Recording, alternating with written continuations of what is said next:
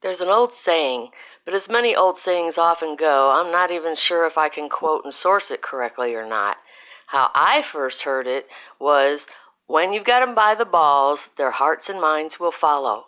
I believe I first heard it from my father sometime in the late 60s, early 70s, probably related to refinery worker union stuff and such. I remember my father saying it with a twinkle in his eye, yet a definite serious undertone. The statement is certainly one to ponder, if only briefly. When first heard, it generally leaves an impression. Things that threaten balls are usually things to which people pay attention. Usually. But usual doesn't mean the same now as it did back then, I suppose. But balls does. I have seen the quote used with various first words: when, if, once. All three pretty much impart the same message in the end, just subtle differences in timing and possibilities. But then, isn't life all about subtle differences in timing and possibilities? I have seen the quote attributed most often to John Wayne, although I have not been able to find out where and when John Wayne supposedly said it. I just see lots of people and places saying he said it, repeating each other with no further verifiable information. You know, like today's so-called journalists do. Wayne may have said it, but I can't find a source. It's getting harder and harder to get the source of things anymore. Newspaper reports haven't even had bylines for years now. His quote used the if word. There's an implied threat there. The potential victim's balls haven't actually been gotten yet. There's still a chance that one's balls might be safe, but don't count on it. One can also see that there is a pretty good level of confidence in hearts and minds following should said balls be gotten. I've also seen it attributed to Richard Nixon, which is undeniably plausible. I don't know if that was before, after, or during Watergate. One guess is he was probably reading it off of Chuck Colson's office wall. In the 1976 film All the President's Men, Harry Rosenfeld, Watergate Times editor of the Washington Post, played by Jack Warden, said, "The most powerful man in the United States is President Nixon. You've heard of him?" Charles Colson is special counsel to the president. There's a cartoon on his wall. The caption reads, "When you've got 'em by the balls, their hearts and minds will follow." The use of when shows planning for getting balls in solid grips. It is a priority, something for which one needs to allot time. It also indicates a level of confidence in the resulting direction of hearts and minds. Pretty much assumes that said balls will be gotten.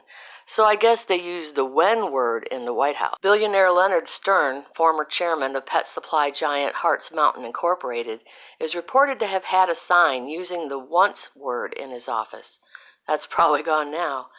The use of once again shows great confidence in the eventual outcome of ball getting, and even looks forward to what happens after the hearts and minds have followed. It is a foregone conclusion that somebody's getting some balls from somebody and it's not going to be theirs. So this is all very interesting, but it still doesn't leave us with who truly said what when, which is typical when dealing with Hollywood, politics, big business. Nothing new in that aspect, so we'll move on. All this talk about ball getting and hearts and minds and following and such made me think about money. Go figure. Who knows why the mind thinks what it thinks when it thinks it? Hell, Warren Buffett thinks about Bank of America in the bathtub. Maybe because when it comes to money, more and more people these days feel that irritating tug down there which might be reminiscent of some sort of ball-getting attempt. Many might even feel what could be described as a death grip on the family jewels. And many of those who feel that way are women. Just shows how powerful those who desire to grip balls can be, attempting to get people by the balls regardless of gender. The money you see is the all-time humdinger, all-around best weapon for those whose sport is ball getting. It works great.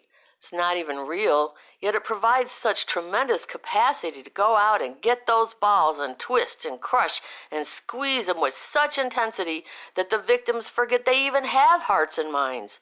It's like the nuclear weapon of the ball-getting world. Like it or not, most of us have at least one ball in their grasp. If you use a bank or a credit card or anything that can be swiped through an electronic teller or cashier or fuel pump, don't look now, but somebody's got a hold of your balls. It may just feel like some tight jeans or the heat of summer, but mind my words, your balls are in a vise and the ball getters are turning the handle a little tighter every day. If you aren't feeling it already, you will be. I'm thinking that we can clog up the systems and loosen the grip on our balls by using their money. Literally. So my idea is they like their money so much, I'm going to give it to them as much as possible. I'm going to shove it down their throats. Every chance I get, I'm paying in cash. Bills and coins and lots of them. I will be the person in the commercial that slows down the Visa line because at the end of that line, there's somebody waiting to get my balls. They think they have things so slick anymore that cash is obsolete. Kind of the same way they think about the Constitution, values, freedom, liberty, and the success and exceptionalism of the individual and community. Here's the thing, cash is still king. They just want you to forget that part. They aren't prepared to handle a bunch of cash anymore. They don't want you to use it, they can't trace it. They have to count it, account for it, secure it, transport it, and risk losing it from theft. Cash is a royal pain in the ass for the ball getters. They want it to go away. Notice the national coin shortage all of a sudden? What's up with that? But they still print it and strike it as if it really means something, only because they have fooled hearts and minds with it and probably won't work for much longer, though. So I say let's give them a dose of their own medicine, 'cause you can't fool all the hearts and minds all the time. Give them their cash, not their electronic data, for as many transactions as you can. Yes, it may be an inconvenience. Yes, you might have to plan to carry certain amounts on you, but it's not impossible. We managed back in BATM. If enough people did it, it would clog the cash handling system. It would lessen the data they collect on everything we do. If done right, as in not going into debt by paying cash, that would also eliminate the interest and fees that the ball getters just love to take from we the people. Bonus. And they really wouldn't like that. It would give us a chance to at least show them that we do not intend to either have our balls gotten or change the directions of our heart and minds. It's because of our hearts and minds that they want our balls in the first place. They know our hearts and minds, if not distracted by ball-grabbing attempts, are more powerful than their money.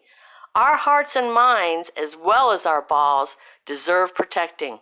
So there you go. It's not a fix-everything solution, but it sure is a WTF do they think they're doing solution from the perspective of the ball getters.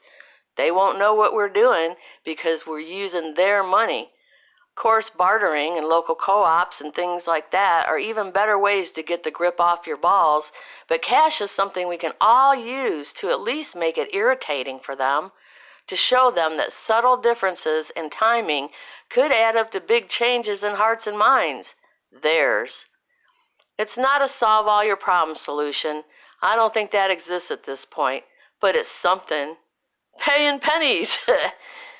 Protect your hearts and minds, and your balls, while you still can. So I'm going to close this out by letting you hear what George Carlin says about ball grabbing. Even if you've heard it before, it's a good reminder. Use your cash. At least make some attempt to protect your balls. Use their weapons against them. Who knows what would happen with hearts and minds after that? Here's George. But there's a reason. There's a reason.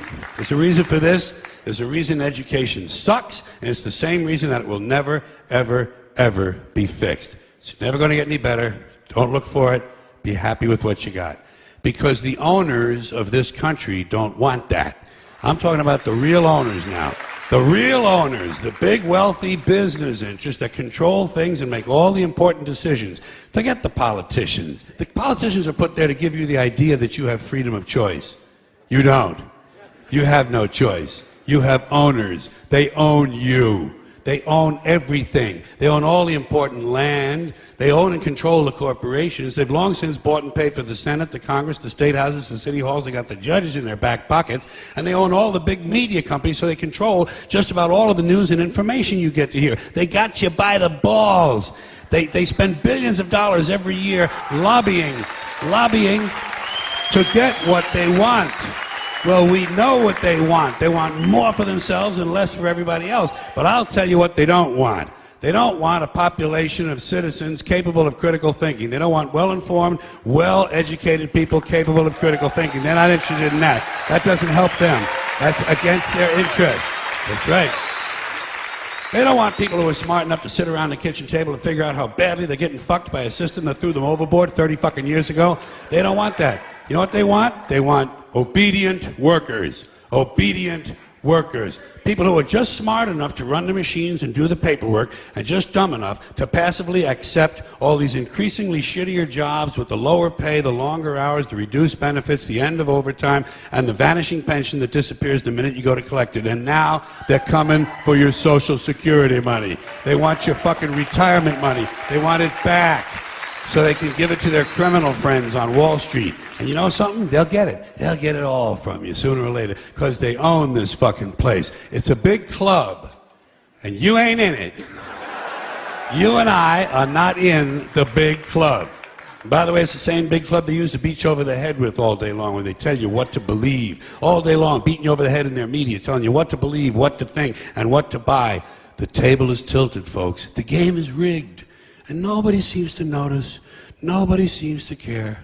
Good, honest, hard-working people, white collar, blue collar, doesn't matter what color shirt you have on. Good, honest, hard-working people continue. These are people of modest means. Continue to elect these rich cocksuckers who don't give a fuck about them. They don't give a fuck about you. They don't give a fuck about you. They don't care about you at all. At all. At all. Yeah. You know? And nobody seems to notice, nobody seems to care. That's what the owners count on, the fact that Americans will probably remain willfully ignorant of the big red, white, and blue dick that's being jammed up their assholes every day. Because the owners of this country know the truth. It's called the American dream, because you have to be asleep to believe it.